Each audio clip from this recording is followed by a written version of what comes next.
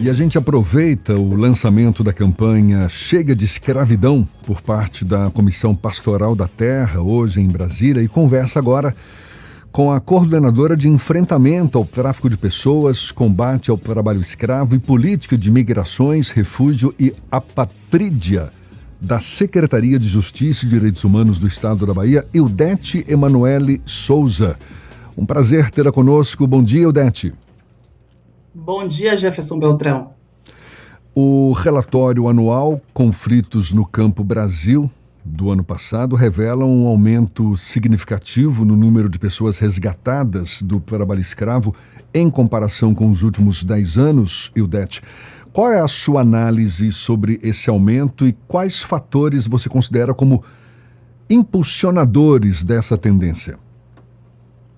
Olha, eu acredito que o impulsionamento desse número se dá muito à quantidade de denúncias. Tem aumentado cada vez mais a quantidade de denúncias, porque, sinceramente falando, o trabalho escravo, os números do trabalho escravo, eles são altos já há muitos anos, né? A Lei Áurea veio, mas infelizmente ela não erradicou o trabalho por servidão. Então, o trabalho escravo existe, e existe em grande escala. Agora, muitas vezes, o que não há é a conscientização daquela trabalhadora, daquele trabalhador, e também a coragem, né, de denunciar.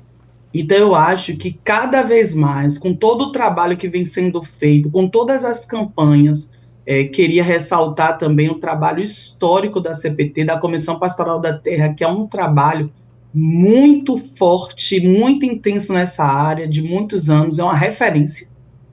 E todos esses trabalhos, todas essas campanhas, eu acho que tem impulsionado a denúncia. E isso tem feito com que mais trabalhadores e trabalhadoras sejam resgatados desse trabalho escravo. Mas os números realmente eles são altos e sempre foram.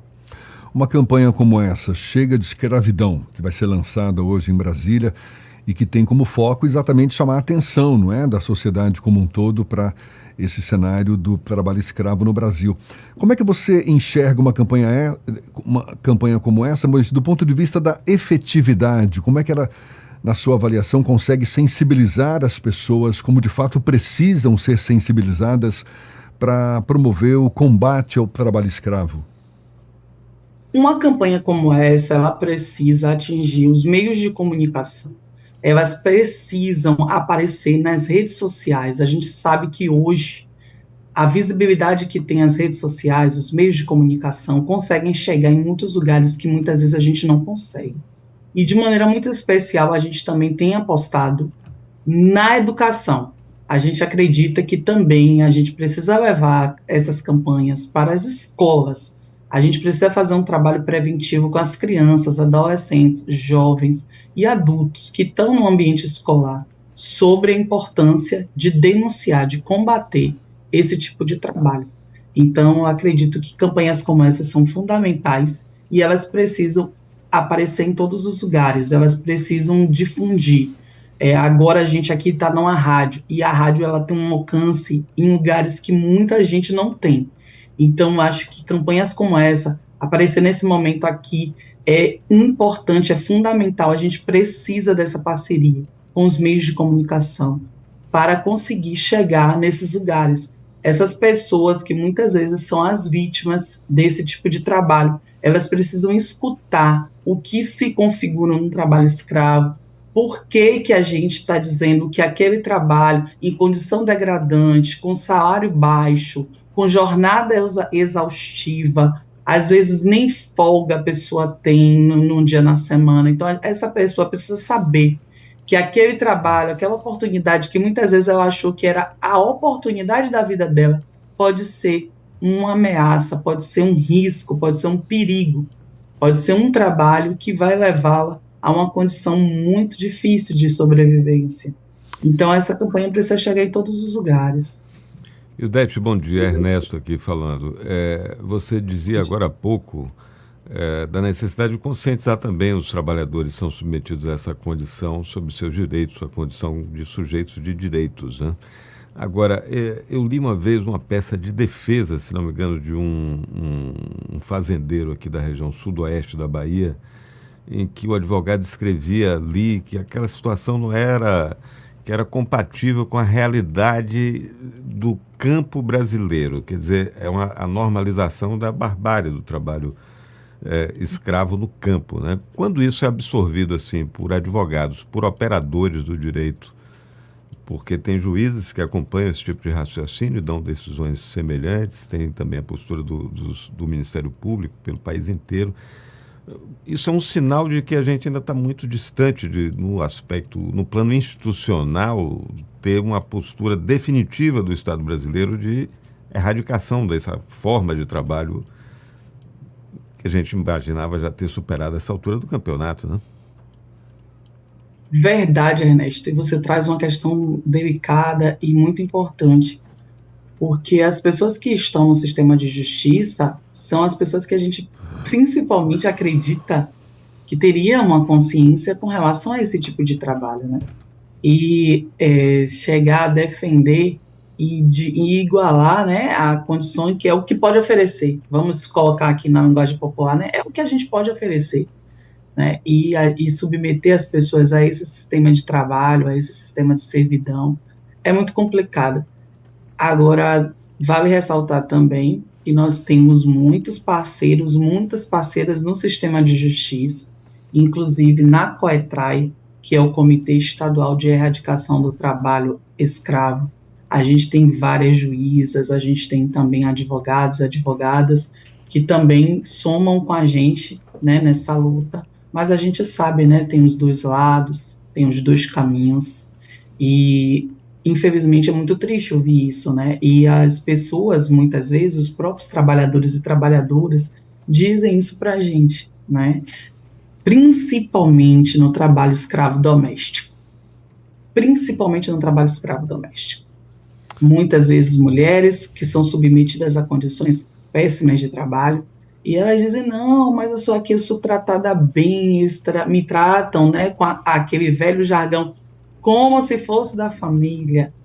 E a gente sabe o quanto toca essas pessoas denunciarem, aceitarem, entenderem que estão em condições de trabalho escravo dentro daquela casa que muitas vezes para aquela pessoa é uma casa como se fosse dela, mas não é. Ela não é da família, ela não é da casa. O tratamento que é dado não é equiparado ao tratamento que é dado aos membros da família. Não vai receber herança, né?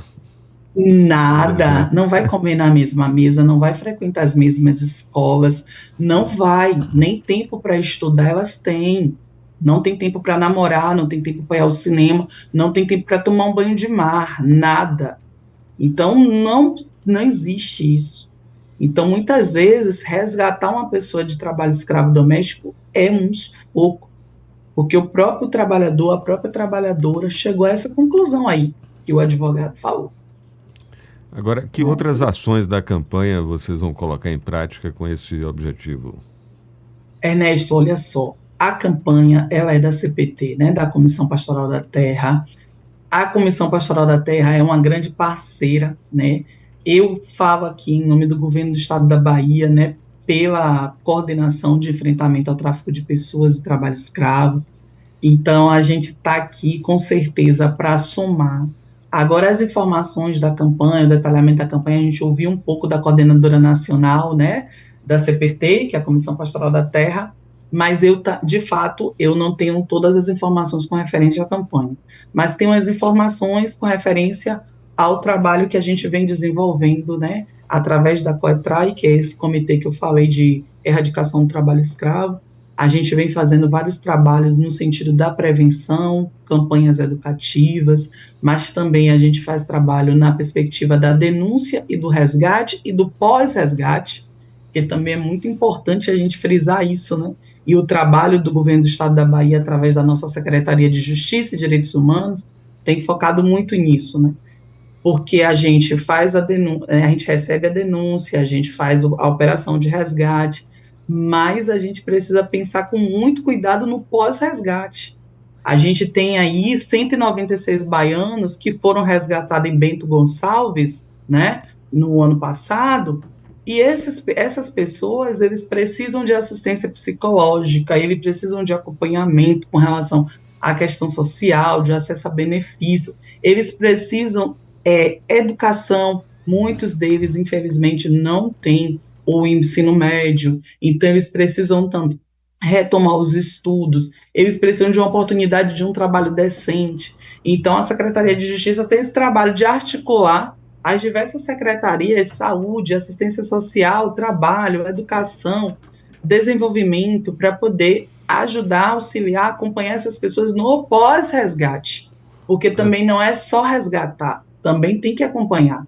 Sim. também acompanhar os processos, né? Esse grupo, por exemplo, que eu falei agora, está com um processo de indenização por danos morais, então a gente também tem que acompanhar os processos.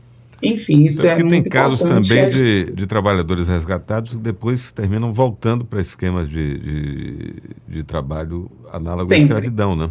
Essa falta de oportunidade, né? A grande maioria. A grande maioria. E se a gente realmente não consegue dar esse retorno no pós-resgate, isso acontece com a grande maioria. Eles voltam. Eles voltam. O Estado brasileiro tem perna para, além de fazer o combate, dar o acompanhamento no pós-resgate para evitar que a situação se repita?